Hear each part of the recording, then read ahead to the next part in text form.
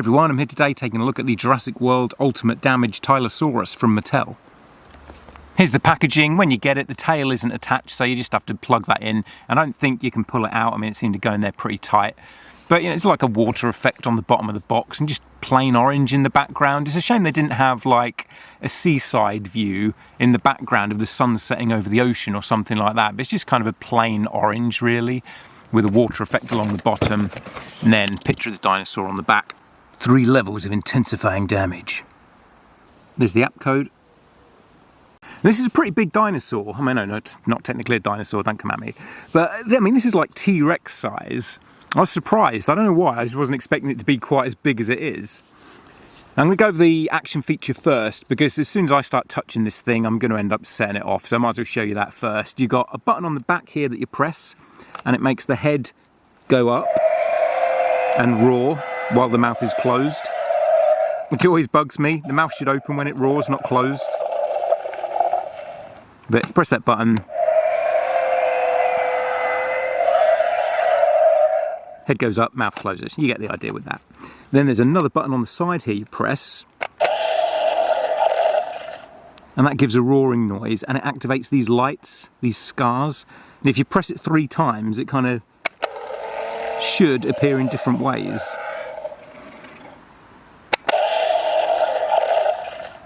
There are 3 different activation types when you press the button that will activate different lights and sounds. So you've got the lights behind all the scarring there, then you also got like the veins lighting up as well. Something that doesn't really make sense, but I do like the light up dinosaurs, even if it's kind of weird that there'd just be lights inside the veins and the blood of the dinosaur.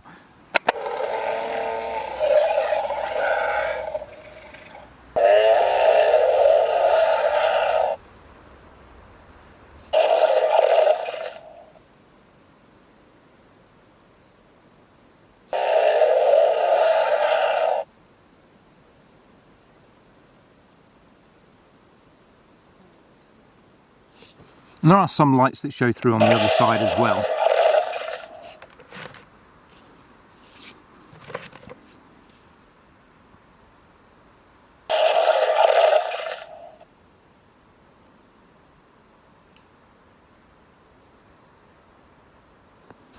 Now for articulation, it's what you'd expect, kind of like we got on the Mosasaurus, where the flippers will rotate around like that all the way and bend up and down. So, you know, you can get them down.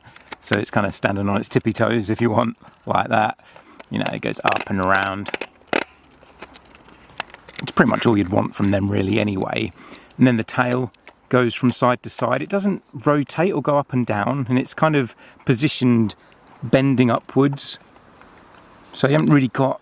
I'd be better if it was on more of a ball joint, so you could move the tail around up and down and that, but it's literally just from side to side. And there is a swivel at the end of the tail, which is where it connects in the box. That isn't connected, so you have to like plug that in there. But I kind of feel like this would have been great if I could put this underwater, because it's got a nice solid long tail there that I could hold on to then have this going through the water. But because it's electronic, I can't do that, which is really frustrating. Even though the electronic feature is really fun with the lights and the sound. Like, I just love being able to put these creatures through the water, and I'm not going to be able to do that at all. I'll try and get some pictures of it just above the water's surface, but even then it's hard because the battery compartment and the speaker is right here on the bottom, so the water very easily gets in there. The sculpt is very similar to the 2015 Jurassic World Mosasaurus with that kind of crocodilian look.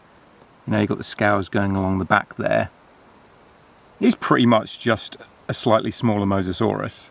Very, very similar looking. I like the colour. I think the only time this dinosaur has appeared in any media is a video game, and it was a different colour to this. I think it was more of a bluey colour. But I get Mattel wanting to make this very different looking from the Mosasaurus. So like, we've had a blue and a green Mosasaurus, so I think those colours were out. If you'd done this in either green or blue, it would literally just look like another Mosasaurus.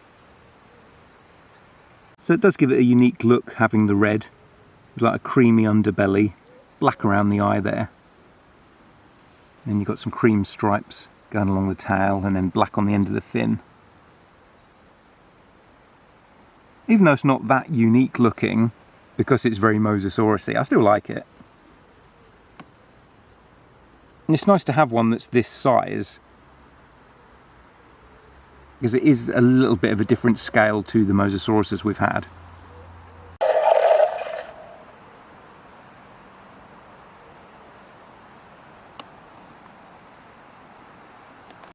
Now here it is compared with the Rebirth Mosasaurus and the 2015 Jurassic World Mosasaurus.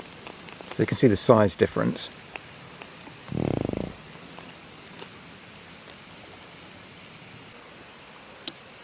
I do like that they're all different colours.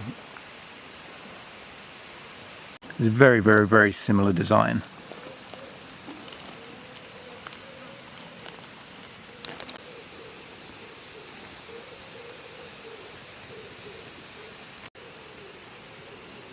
This is really nice, but it's not massively unique because it looks so similar to the Mosasaurus. I haven't been that impressed with a lot of the Jurassic World stuff we've had this year. Seems pretty light on the ground from Mattel, though there is a really cool Hammond Collection Jeep coming out that just got advertised today, so I'm looking forward to that, even though that'll probably be a few months before that comes out. I do love these underwater creatures, dinosaurs, when we get them. And I do like the light up feature as well, but it kind of reduces the playability of it for me, because the fun for me of these aquatic creatures is getting them in the water and filming them.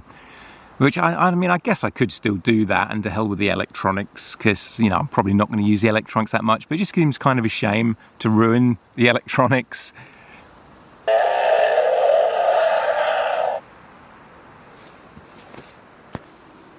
Let me know if you're going to pick this guy up and what you think of it. Thanks for watching. Give me a like and subscribe if you enjoyed the video, and I'll catch you again soon.